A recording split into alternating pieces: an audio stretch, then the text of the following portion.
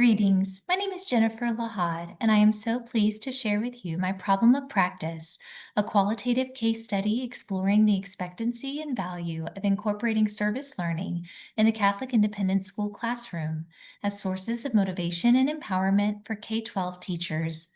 I would like to express gratitude to Dr. Foster, my faculty advisor, Dr. Vaughn, and Dr. Papadakis for their incredible support during the dissertation process. I begin with the problem. To empower teachers to implement service learning more consistently, Catholic independent school administrators need a greater understanding of the expectancy for success and the value of incorporating service learning in the K-12 Catholic independent school classroom. Without service learning opportunities, students may experience decreases in faith-based instruction integration, experiential learning, addressing real-world needs, and a holistic educational experience. The literature review in this study revealed three main areas of interest. Beginning with the benefits of service learning, many prior studies documented benefits primarily in terms of positive student outcomes. Those positive outcomes included an increased empathy and civic engagement, as well as an increased self-efficacy and leadership opportunities for students who participated in service learning. A comparison of service learning, critical service learning, and community service found that service learning was distinct in that it connected curriculum directly to the needs and focusing on the community. Additionally, service learning was distinct in this comparison as service learning required reflection at the conclusion of a service learning experience with community partners. Reflection could include discussion or a journal entry, for example. Finally, research on teacher perspectives of service learning and motivation was minimal. This study seeks to increase our understanding of barriers and supports as perceived from the teacher perspective for incorporating service learning in specifically a Catholic independent school classroom to expand existing research. This qualitative case study explored the expectancy and value of service learning in the Catholic independent school classroom as sources of motivation and empowerment for K-12 teachers. This study was guided by two research questions. First, what do K-12 classroom teachers in Catholic independent schools perceive as expectancy and value in incorporating service learning in their classrooms? Second, how do K-12 classroom teachers in Catholic independent schools describe the support and barriers to incorporating service learning in the classroom? With these questions in mind, I utilized the situated expectancy value theory throughout this study as published by Eccles and Wigfield in 2020. While it seems like this might be a relatively new theory, the situated component was added in 2020. However, the expectancy value theory relates back to Atkinson's 1957 seminal work on the expectancy value theory, which examines one's expectancy for success and the value or outcome of participating in an activity. Potential values or outcomes could include an interest and enjoyment value, attainment value, utility value, or a relative cost. The situated component for the expectancy value theory accounts for personal characteristics and belief across time. Service learning is a situated activity occurring in a specific time and space.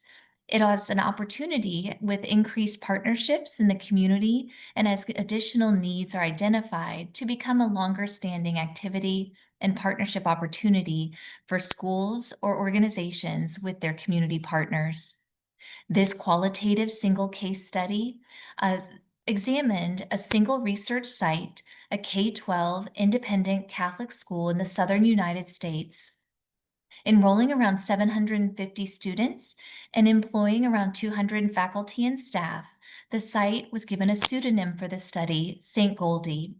Sampling in this study was voluntary, but also using specific criteria for participants to have classroom teaching experience as well as service learning experience for a more hands-on perspective of service learning implementation. There were 5 participants in this study. 4 of them had 15 plus years of educational and classroom experience. 3 were born prior to 1965, and all study participants were female. For confidentiality, all study participants selected a pseudonym for the reporting of their results and findings in this study. Data collection occurred in 3 distinct phases. First, an online questionnaire through Qualtrics was sent via email to all employees of the research site. All who had classroom teaching experience and service learning implementation experience were eligible to participate, and the study sought volunteers. Those 5 participants completed the online questionnaire, and at the conclusion of the questionnaire, opted in to participate further in the research study. They volunteered to participate in the second phase, which is the semi-structured interviews. I conducted an initial interview and a follow-up interview with each of the 5 participants, ensuring adequate time with all 5. Finally, data collection concluded with a focus group of all 5 participants. The semi-structured interviews and focus group were conducted on Zoom and audio transcribed verbatim and then shared with participants for their verification.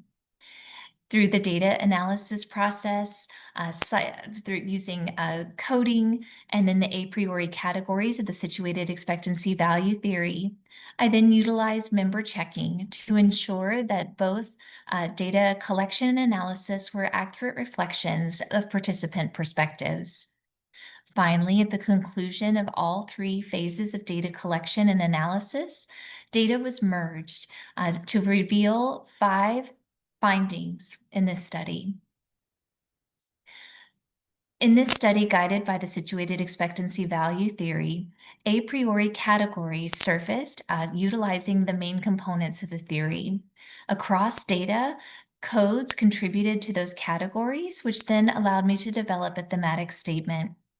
Frequent mentions of social awareness, project-based learning, for example, align with the expectancy of success component of the situated expectancy value theory. The participants expressed that increased social awareness through project-based learning and passionate, inspired experiences motivated them to incorporate service learning. Mentions of excitement and joy and a commitment to service align with the interest and enjoyment value of the situated expectancy value theory. The participants expressed that school-based supports rooted in students' interests and enjoyment empowered them to continue implementing service learning. Mentions of reflection, connection, compassion, mission, and goals align with attainment value in the situated expectancy value theory. The participants expressed that they were motivated by the school's mission and values to participate in service learning, yielding a greater impact through connection, meaningful interaction, compassion, and empathy. Parent support, faculty support, clear communication, and a designated coordinator align with utility value in the situated expectancy value theory. The participants expressed feeling motivated and empowered by support from school administration, faculty, and parents for service learning facilitated through a designated service learning coordinator.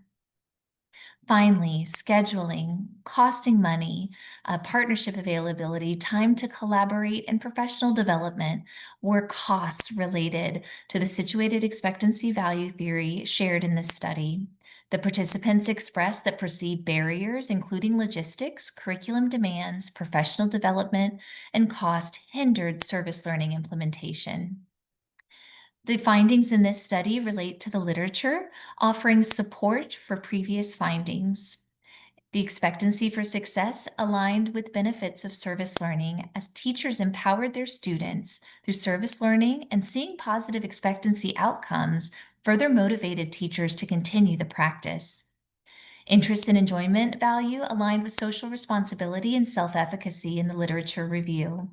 Self-efficacy increased as students reported enhanced values and increased social responsibility through interesting and enjoyable service learning participation. Attainment value aligned with mission, values, and connection in the literature review.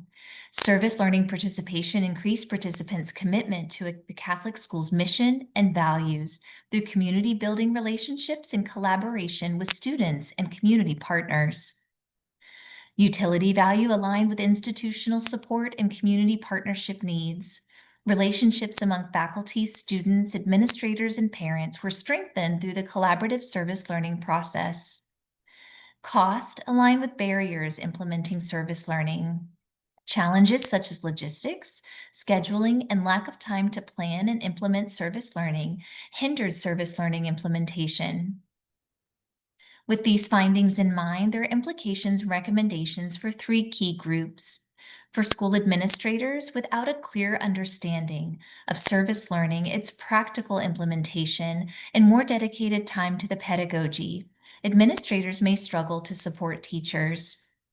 With this in mind, two recommendations surface. First, provide a professional development series on service learning with an eye toward practical implementation ideas. Second, dedicate more time and planning to implementing service learning. For K-12 classroom teachers, as teachers plan lessons, engage opportunities to incorporate service learning, and execute activities, they will need support from a variety of sources. Two recommendations stem from this implication. First, seek opportunities to learn more about service learning through professional conferences and sharing resources. Second, capitalize on collaborative opportunities to integrate service learning across multiple classes and grade levels. Finally, for community partners, without community partners, service learning opportunities decrease and community needs may be left unmet. One recommendation for our community partners is to maintain clear and consistent communication with all K-12 Catholic independent schools and organizations that provide service learning opportunities. Ethical considerations in this study include informed consent for each data collection protocol for all 5 of the participants. Additionally, to encourage and enhance confidentiality, participants chose a pseudonym, and this research site was assigned a pseudonym for this study. All data was securely stored throughout the process, and data was not shared outside me as the primary researcher. Limitations. There were a few shorter questionnaire responses in some of the questions across participants. However, I was grateful for the opportunity to continue the work with our participants through the semi-structured interviews and focus groups to gain more insight into their perspective.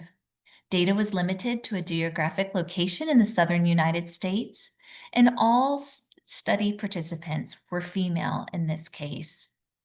Delimitations, all participants were from the same school site, and participants were asked to have service learning and classroom experience who volunteered to participate.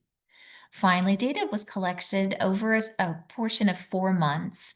Additional opportunities for research may include a more longitudinal look at teacher perspectives in the Catholic independent school classroom and service learning implementations. To distribute findings with administrators, knowing time is of the essence and quite valuable, I would like to share the findings of this study in a 45-minute presentation to the administrative team at the research site, including a one-page summary handout summarizing all of the findings. For the K-12 teachers, I would like to present a 45-minute presentation with slides and a one-page summary at an all-school faculty meeting. Additionally, I would like to submit to publish a proposal for the Fall 2026 Independent School Magazine, which is published 4 times a year and distributed to independent schools around the United States to highlight service learning pedagogy, as my findings suggest. For community partners, I'd like to reach out personally via email to share the executive summary and findings and offer to meet in person to answer questions and collaborate for future service learning implementation. Thank you for the opportunity to share my work and research around service learning implementation as we highlighted the supports and barriers and conditions necessary to understand the expectancy for success and value of service learning implementation in the Catholic independent school classroom. Thank you again for your time.